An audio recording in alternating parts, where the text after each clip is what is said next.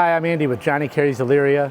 Today we're going to be going over 4-stroke winterization procedures. So the first part of the winterization, we're going to hook Buds 2 up to this thing and see if there's any updates or any fault codes that we have to deal with. We're going to fill it with antifreeze, the exhaust system, to get all the water out and make sure nothing freezes in our supercharger and exhaust manifold or muffler. And we're also going to be changing the oil and the spark plugs and fogging the engine. So first, we're going to walk over to the unit and start it and let the engine water run out of it and all the seawater drain into the container that I have underneath the jet pump back here. So we're going to be running this engine so all of the lake water drains out of the cooling system and into this container underneath the jet pump. We'll be replacing that water with antifreeze to fill up the cavities so there's no freezing and no breaking of engine parts over the wintertime.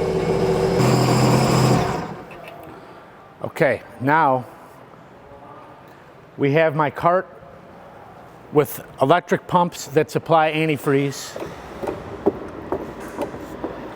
On this ski, the adapter port is right here. You will take your adapter nozzle and screw it into the port.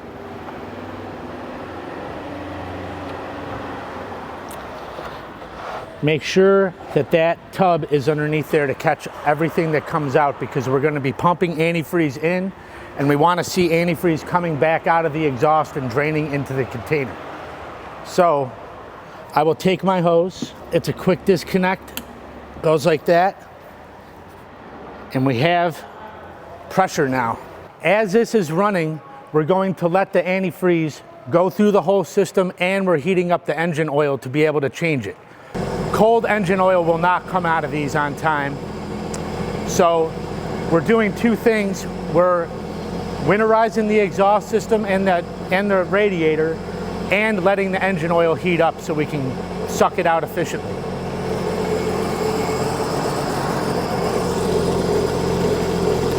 Now you can see here, the antifreeze is turning blue. It's not lake water anymore. That is enough.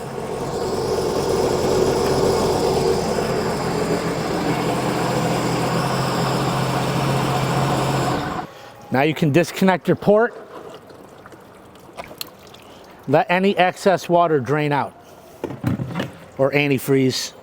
Okay, so this is the next phase of the operation, is the oil change / tune-up. You wanted to get the oil hot so it comes out. We're going to suck it out of the dipstick tube with our vacuum pump, and also change the spark plugs. To tune this engine up, we have to remove the coils and the spark plugs, check the gaps, put them back in. We can do that as our engine oil is being sucked out of the engine. You insert that into the dipstick hole. You have to make sure that you get far enough into the oil pan to get all the oil out. Okay, now that we've built up vacuum,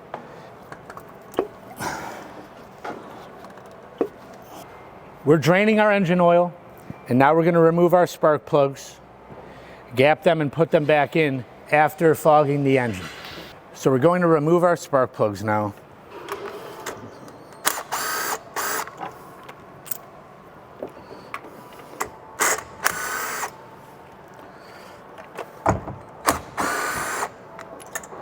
We're going to check our spark plug gaps. These spark plugs are set at 30/1000ths of an inch. So you just want a little bit of resistance in between there, and that's a correct gap. Slide the gap tool in between the spark plug like that. Now that I have the spark plugs out, I'm going to fog the engine with the fogging oil. It goes down in the cylinder, and it's about 1-2. 1-2. 1-2. You just want to get enough oil in there to go all over the valves and the cylinder and the piston, and to coat it from corrosion. So that being done now, I'm going to reinstall the new spark plugs and then install it. Okay, always tighten the spark plugs by hand. Thread them in and give them 1/3 of a turn each. We are reinstalling our coil packs now. As the engine oil is still sucking out,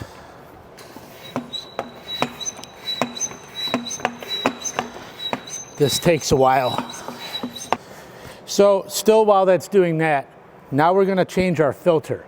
It is a 10mm inverse Torx. And it is down here on the rear of the engine. I've loosened the nut, and sometimes these caps are stuck on and you have to wobble and wiggle them off.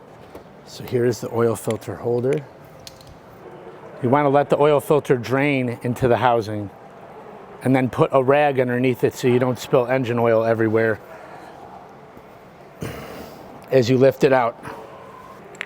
Wipe off your oil filter housing cap. And you have to change these two O-rings right here. Take the old ones off. Sometimes this upper one gets crushed on there. There we go. I like to put the upper one on because then the second one just slides over that. This little one likes to get stuck in that bigger one's groove.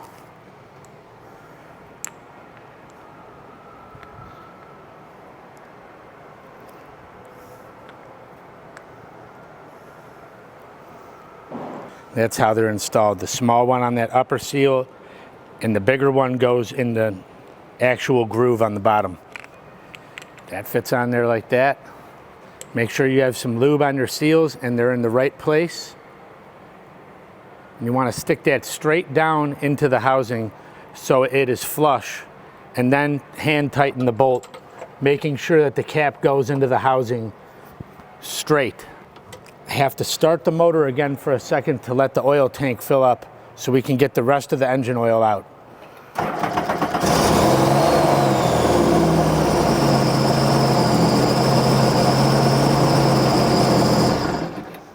About 4 to 5 seconds. Now,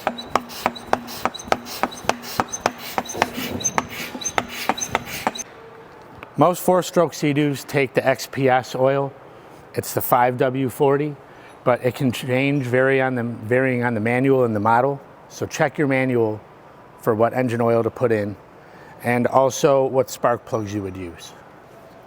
Okay, so we have oil in the vehicle. We have our filter and O-rings and our new spark plugs with our fogged cylinders.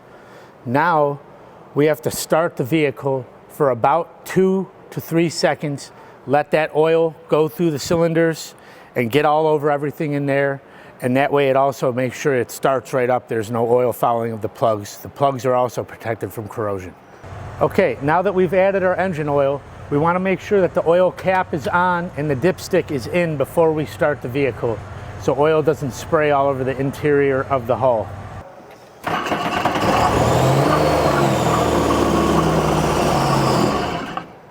The inside of the engine is protected from corrosion. There is antifreeze all through the exhaust and the intercooler and all the water pipes. Also the inside of the radiator on the ride plate. The last thing that we do is blow air through the system to mix all the coolant with any water that might not have been mixed properly just by pumping it through. It's a pressure regulator and a valve and a quick disconnect. Never want to put over 60 PSI into the system or it can cause damage. So I have my regulator set at 50. Hook this up and just blow it all through. And that swirls everything up in there, make sure that it's mixed. And that is it. Don't forget to remove your adapter cap, because then you'll be buying them all the time.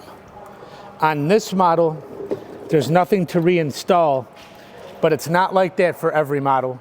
You have to check your manual and make sure that all the plugs are in the proper place so no sinking happens in the spring. Okay, now we need to add our fuel stabilizer. It gets 4 ounces of fuel stabilizer. Okay, and that goes directly in the tank, and that will take care of our fuel system. Another thing we have to do is make sure that we put our winterization tag on the dipstick when we reinstall it on the engine. It consists of this waterproof tag and then a little zip tie. We want to put your initials and the date you did it. Right like this.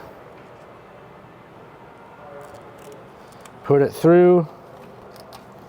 All right, that's it. That is everything with your winterization that we need to do to get the vehicle ready to sit for the winter.